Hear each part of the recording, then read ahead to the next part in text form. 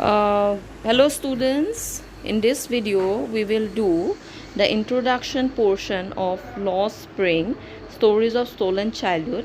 We will mainly concentrate on the introduction to the chapter, and we will also look at the justification and appropriateness of the title and some themes which are prominent in this particular prose piece. So let us start the lesson Lost Spring Stories of Stolen Childhood.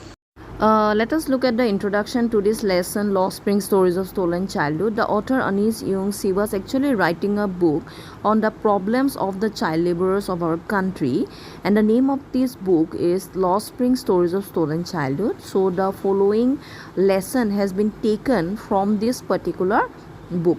And in this particular lesson, the author mainly talks about the problems of the child laborers of our country who are actually condemned to a life of exploitation and poverty.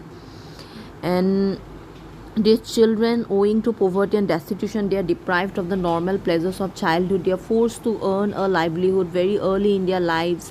They do not have the privilege of getting education.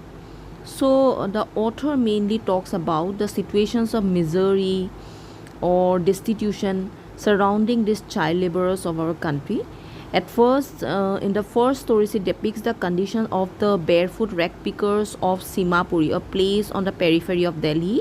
And next, she describes the pathetic condition of the children who are engaged in the bangle making factories of Firozabad, like how they are how they are working in the most hazardous condition, the most dangerous condition, exposing themselves to different kind of dangers. But still, the government do not take any steps to actually improve the condition of the child laborers of our country. So the lesson is mainly about that. Let us now look at the justification of the title or the significance of the title, because a title is one of the most important part of any chapter or any poem or any prose. So the title Lost Spring is also very significant if we look at the content of this lesson. So here actually the author wants to say that the childhood period of a person's life is the spring period, because just like spring, childhood is full of fun, frolic, play and pleasure.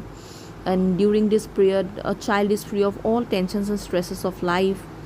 But for the unfortunate ones, for the child laborers, for the street children, or for those children who are poor, like Sahib and Mukesh, they lead a miserable life. They are forced to earn a livelihood early in their lives. Their parents cannot afford them to send to schools. They are deprived of the normal pleasures of childhood. They do not have expensive dress to wear. So hence the title Lost Spring is appropriate for such children. Well, spring is appropriate for other children, but let us now look at the theme of the story Lost Spring Stories of Stolen Childhood. It mainly explores the theme of the pitiable condition of the poor children of India who are unable to enjoy their childhood due to their poor socio-economic condition that prevails in their society.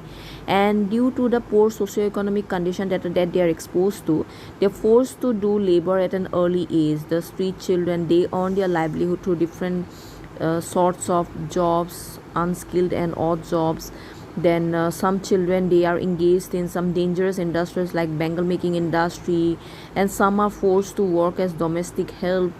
Some are forced to work as children working in roadside tea stalls or restaurants. So owing to poverty, these children, they do not have the opportunity to get education in their life, and they are also deprived of the normal pleasures of childhood. And in order to illustrate this theme, the writer chooses actually two stories. Okay, so she mainly describes the fate of the child laborers of our country through the miserable condition of a rag picker named Sahib Alam, and then she talks about the pathetic condition of a bangle maker called Mukesh in order to explore the theme of the pitiable condition of the poor child laborers of our country.